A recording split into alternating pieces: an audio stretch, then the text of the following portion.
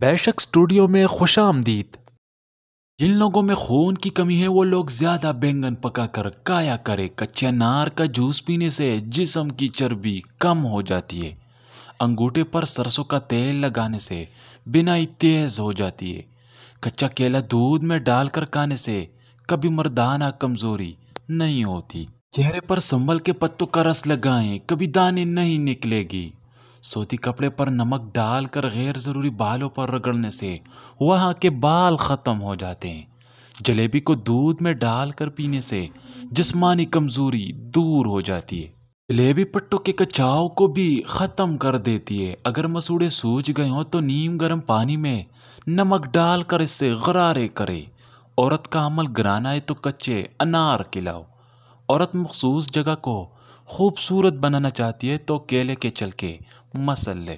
جسمانی حسن میں اضافے کے لیے انار کا رس نکال کر پیو۔ ہاتھ پاؤں کی خوبصورتی کے لیے دودھ کی بلائی میں سرکہ ڈال کر لگاؤ۔ شرمگاہ کے بال زیادہ سخت ہیں تو ایلوویرا کا اندرونی حصہ مسل لو۔ ماہواری رک جاتی ہے تو کیکر کی گوند اٹھا کر دودھ کے ساتھ پیو۔ مرد کی مردانگی کم ہے تو لونگ کا پانی پلاؤ۔ ہونٹ کالے ہے تو توری کا حلوہ بنا کر کھاؤ۔ چھاتیاں بڑی کرنی ہے تو نہار منہ شلجم کھاؤ۔ ناخنوں کی میل اتارنی ہے تو ادرک کا پانی نکال کر ہاتھ دھو لے۔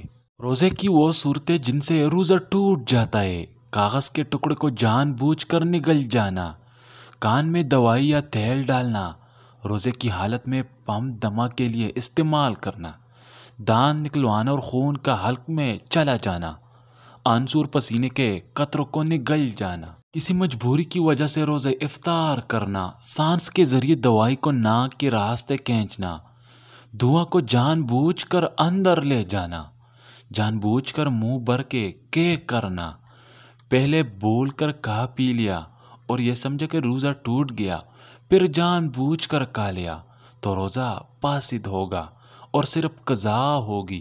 منہ کے اندر کوئی چیز پہلے سے تھی، وہ چنے کے دانے کے برابر یا اس سے بھی کم نگل گیا تو روزہ فاسد نہیں ہوگا، اور اگر منہ سے باہر نکال کر پھر نگل گیا تو روزہ فاسد ہوگا۔ دانتوں میں سے نکلنے خون کو نگل جانا بشرط یہ کہ خون تھوک سے زیادہ ہو۔ کسی ایسی تیز دوا کو سونگھنا جس کی تیزی دماغ تک پہنچ جائے۔ دہی میں چھوٹی الائچی ڈال کر استعمال کرنے سے روزے کی حالت میں پیٹ میں گیس نہیں بنتی۔ افطاری کے وقت کولڈ ڈرنک کا استعمال زہر کھانے کے برابر ہے۔